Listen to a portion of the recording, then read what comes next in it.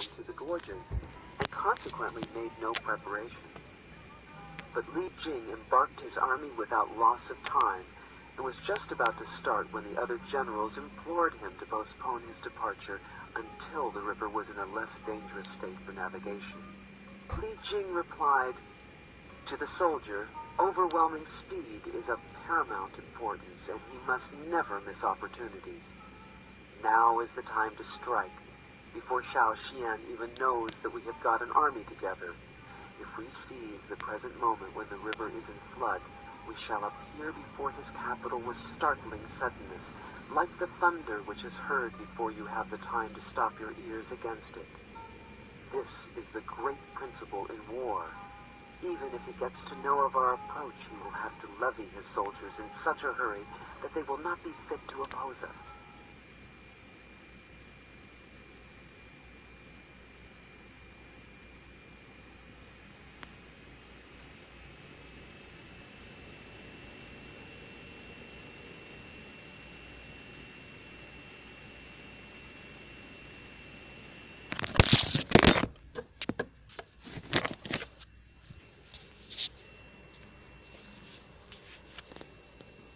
Thus the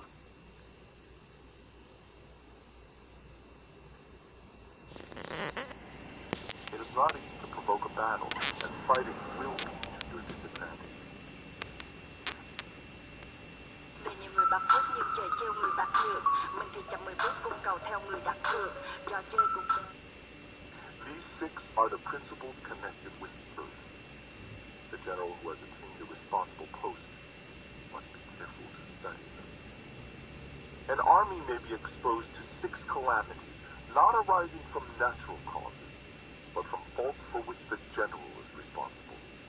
These are flight, insubordination, collapse, ruin, disorganization, and rout. Other conditions being equal, if one force is hurled against another 10 times its size, the result will be the flight of the former. When the common soldiers are too strong and their officers too weak, the result is insubordination. When the officers are too strong and the common soldiers too weak, the result is collapse. When the higher officers are angry and insubordinate, and on meeting the enemy give battle on their own account from a feeling of resentment before the commander-in-chief can tell whether or not he is in a position to fight, the result is ruin. When the general is weak and without authority, when his orders are not clear and distinct, when there are no fixed duties assigned to officers and men, and the ranks are formed in a slovenly, haphazard manner, the result is utter disorganization. When a general, unable to estimate the enemy's strength, allows an inferior force to engage a larger one, or hurls a weak detachment against a powerful one, and neglects to place picked soldiers in the front rank, the result must be a rout. These are 6 ways of courting defeat, which must be carefully noted by the general who has attained a responsible post. The natural formation of the country is the soldier's best ally, but the power of estimating the adversary, of controlling the forces of victory, and of shrewdly calculating difficulties, dangers, and distances constitutes the test of a great general. He who knows these things, and in fighting puts his knowledge into practice, will win his battle. He who knows them not, nor practices them, will surely be defeated. If fighting is sure to result in victory, then you must fight, even though the ruler forbid it.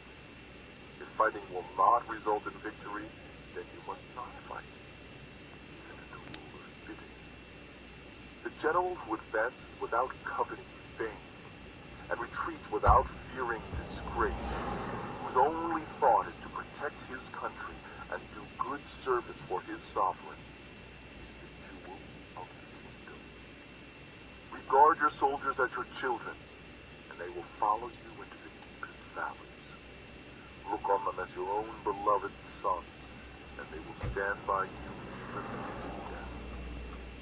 If, however, you are indulgent, but unable to make your authority felt, kind-hearted but unable to enforce your commands, and incapable, moreover, of quelling disorder, then your soldiers must be likened to spoiled children. They are useless for any practical purpose. If we know that our own men are in a condition to attack, but are unaware that the enemy is not open to attack, we have gone only halfway toward victory. If we know that the enemy is open to attack, but are unaware that our own men are not in a condition to attack, we have gone only halfway toward victory. If we know that the enemy is open to attack, and also know that our men are in a condition to attack, but are unaware that the nature of the ground makes fighting impracticable, we have still gone halfway toward victory.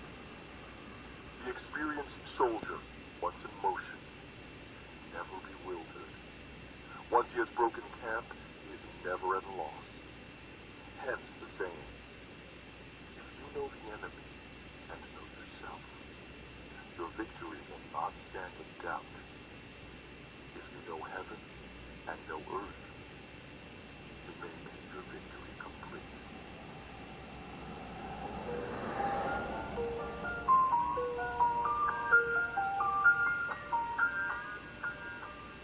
Zheng Yu told the story about Pei Xingjian, who was sent on a punitive expedition against the Turkic tribes.